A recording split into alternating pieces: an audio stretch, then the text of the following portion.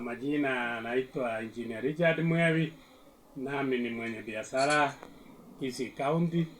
Nachukua fursa hii kuongelea jambo la pending bills.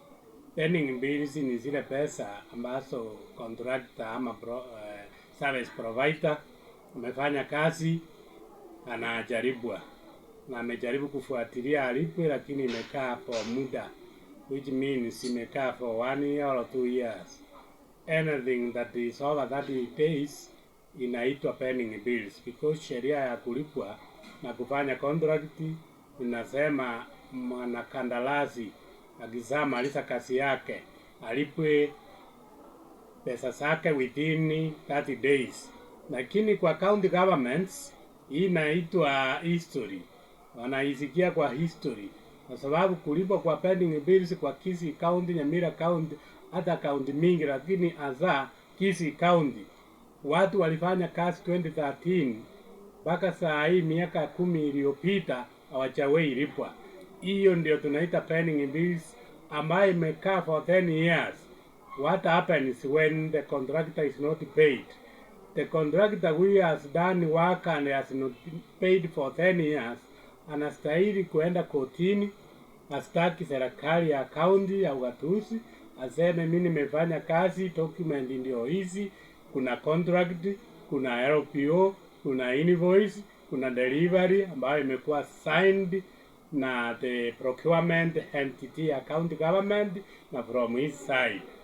Pia kuna inspection ambayo watu wakienda, akishamaliza kazi wanaenda wanafanya inspection, wanasema amefanya kazi yake 100% complete na huyu jamaa anastahili kulipwa. So anatengenezewa documents. Huyu jamaa anastahili kulipwa within 30 days after ametengenezewa papers. Okay, tuseme sometimes serikali ina delay kutuma pesa. Tunaweza ongeza 2 months ndio huyu jamaa alipwe pesa. Kama imepita 3 months na hajalipwa pesa, huyu jamaa anastahili kuenda kotini. Sheria iko, hata sheria ingine ilipitishwa na finance minister last time, ilisema CEO finance awekwe pingu, belekwe seli mpaka aeleze kwa nini hajawahi lipa pending bills. So sheria iko, wanakandarasi ninawahimiza, kama umefanya kazi na hujawahi lipwa more than 2 months, endeni kotini, mustaki hiyo serikali. Kuna damages unalipwa mingi sana.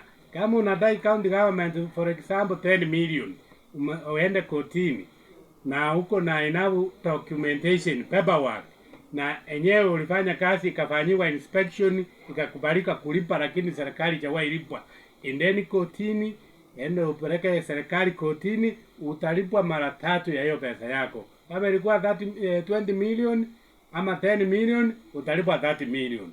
Mimi nawahimiza wanakandarasi wote wacheni kusumbuka. Nimeona wengi wamekufa kwa sababu ya pending bills. Madeni ambao walienda wakakopa banki imekuja imeuza security. Mtu alikuwa na ghorofa ya 30 million akaiweka kama security, akachukua pesa akafanyia kandarasi, na saa hii ni miaka 2 miaka 5 haijawahi lipwa. Benki imeamua kuuza mali yake. Sasa nataka kuwahimiza msiteseke tena, endeni kotini, sitaki hiyo serikali. Kama iko na deni yako utalipwa na interest, kuna damage cost. We have a lawyer, my lawyer ameniadvise vizuri. Kuna pesa mingi ambazo tumeajia serikali na lalia. Kama uko na deni pending bills kwa government, hebu kujeni ni wapeleke kwa my lawyer, awa advise vile mumeacha pesa zenu zinalala. Kisafika kotini na amuru mara moja, inatoa mandamus order.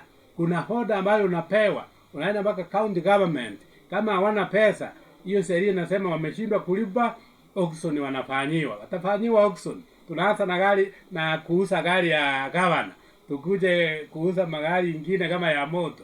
Serikali ikiona hayo watalipa mara moja. Hii ni mchezo tunafanyiwa kama sisi wanakandarasi. Pesa iko kila mwezi, kila quarter, serikali kuu inatuma pesa kwa county government. Governors ndio hawataki kulipa. So kama hawataki kulipa, mimi nawahimiza wanakandarasi tukuje pamoja, niwaonyeshe sheria vile iko. My lawyers advised me don't select, kama we go to kotini. Kama mimi naendelea kuprepare vitu zangu within this 1 month, kama italipwa, mimi mwenyewe naenda kotini. Kwa hivyo wale wako na shida kama yangu, sijawahi lipwa pending bill, hebu kujeni tuende kotini, haki yetu itendeke. Sasa nataka kuamuru serikali kama iko na hakika naenda kulipa. Tumewapea mwezi moja. Kwa sababu ni serikali mpya, kama sisi wanakandarasi tumewapea muda tangu mwezi wa 8 mwaka jana. Tulikuwa tumewapea muda wa kujipanga, wamejipanga mwezi wa 8, wamejipanga mwezi wa 9, wamejipanga mwezi wa 10, mwezi wa Novemba, mwezi wa Disemba, mwezi wa Januari. Hii ni miezi 8. Hii inatosha. Kama serikali ilikuwa inajipanga, imeshajipanga. Waacha waanze kulipa immediately. Kwa sababu serikali kama ya Nyamira government imeanza kulipa. Ilianza kulipa Disemba last year. Na hii serikali ya Kisii ndio imebaki nyuma pekee, ijawahi lipa contractors. Kwa hivyo nawahimiza macontractor wote mkuje pamoja, tusitaki hii serikali ya Kisii County kama itaki kulipa, situwapeleke kotini. Ndio walipwe mpaka fine.